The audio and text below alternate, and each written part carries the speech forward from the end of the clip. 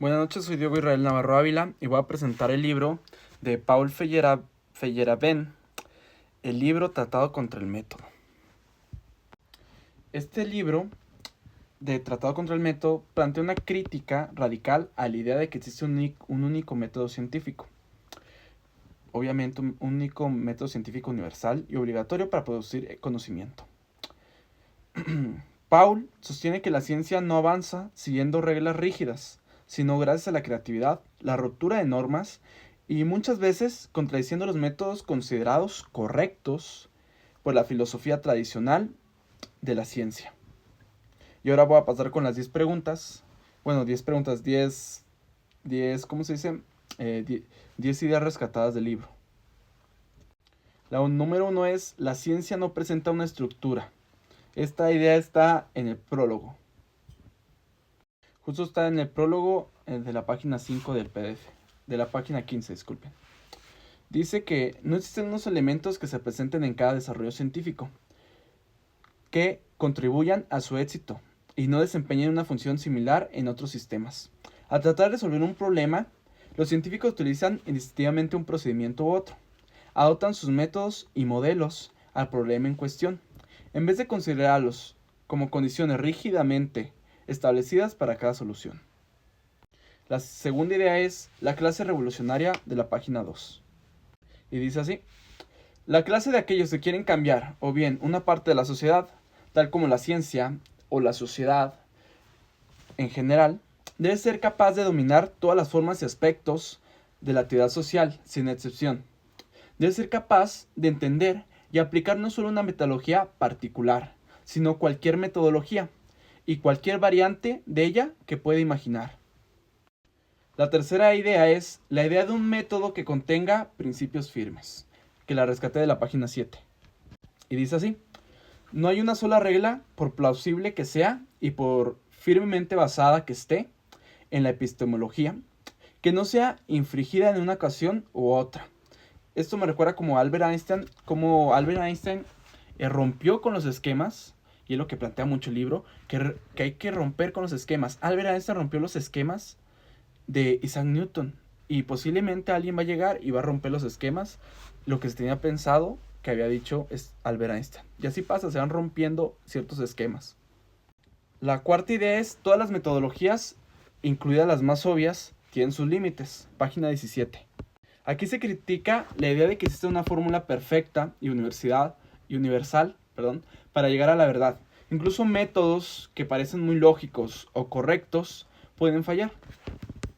La quinta idea es la contrarregla, que la rescaté de la página 18. En la historia de la ciencia, muchos descubrimientos importantes ocurrieron porque alguien rompió las normas aceptadas, como decíamos con Albert Einstein, por ejemplo. Entonces se propone que, además de las reglas normales de la ciencia, también deben de existir la posibilidad de actuar contra esas reglas cuando sea necesario. La sexta idea es la sospecha de que la ausencia de grandes dificultades es el resultado de la disminución en contenido empírico, provocado por la eliminación de alternativas. Esta la rescaté de la página 27. Y básicamente lo que quiere explicar esta idea es que cuando una teoría parece perfecta y sin problemas, puede ser porque se eliminaron otras ideas que la podían cuestionar.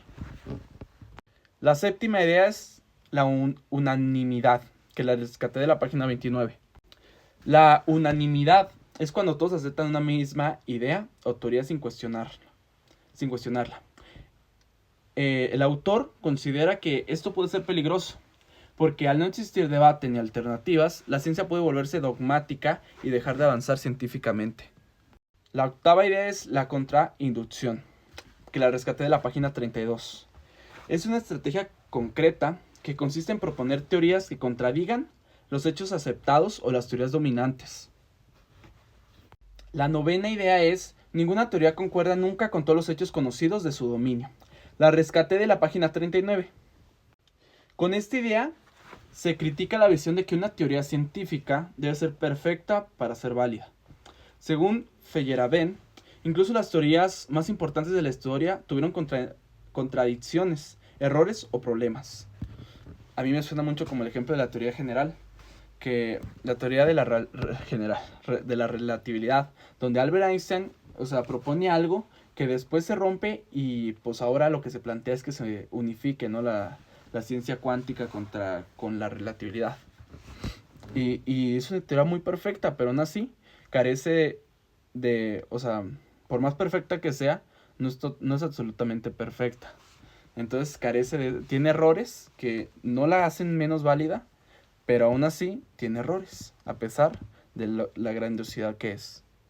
Ahora sí, pasando con la 10ª idea, dice, las nuevas ideas se piensan, van más allá de la evidencia disponible y deben hacerlo así para que tengan algún valor. Que la rescate de la página 80. Esto quiere decir que las nuevas ideas importantes no nacen solamente de las pruebas ya existentes, sino que muchas veces adelantan a la evidencia disponible.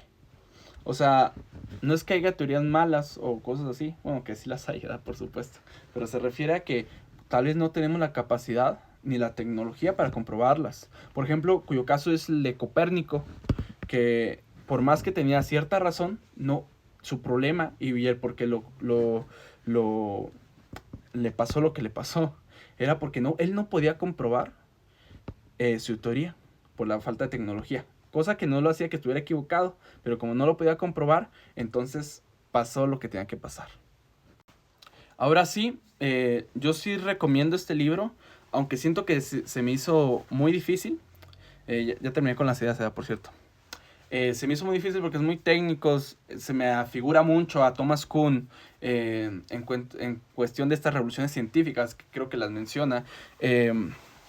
Siento que es muy interesante por el simple hecho de que cómo habla de esta anarquía, de que hay que ser anárquico en la ciencia, que se debe de ver más allá y no el molde. Por ejemplo, como se nos enseña muchas veces lo que pecamos los pedagogos, de que enseñar conforme lo que ya está establecido, ¿no? Y no enseñar a pensar más allá, a equivocarse, porque de las equivocaciones, se entiende por este libro que desde las equivocaciones pueden hacer cosas muy grandes y contrarrestar estas teorías. Obviamente con empiricismo y otras cosas, ¿no?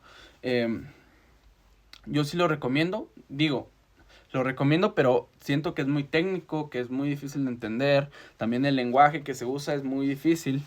Tienes que saber muchas cosas, por ejemplo, cuando se menciona Copérnico, cosas así, o otros científicos. Siento que se vuelve un poco difícil y tedioso, pero siento que tal vez por la edad del libro, tal vez una edición más moderna se podría entender mejor. Lo recomiendo para entender este paradigma, este anarquismo que el autor propone de pensar más allá y no tener miedo de equivocarse y ver que no todo, no, a mí me gusta pensarlo así como que no toda regla es la excepción, pues. O sea, no toda regla va a funcionar para todo. Entonces, yo sí lo recomiendo, se me hizo muy bueno, aunque algo pesado lo tengo que tener por el lenguaje que se utiliza. Y sí me gustó, sí lo recomendaría, la verdad. Eso será todo, gracias por ver, nos vemos.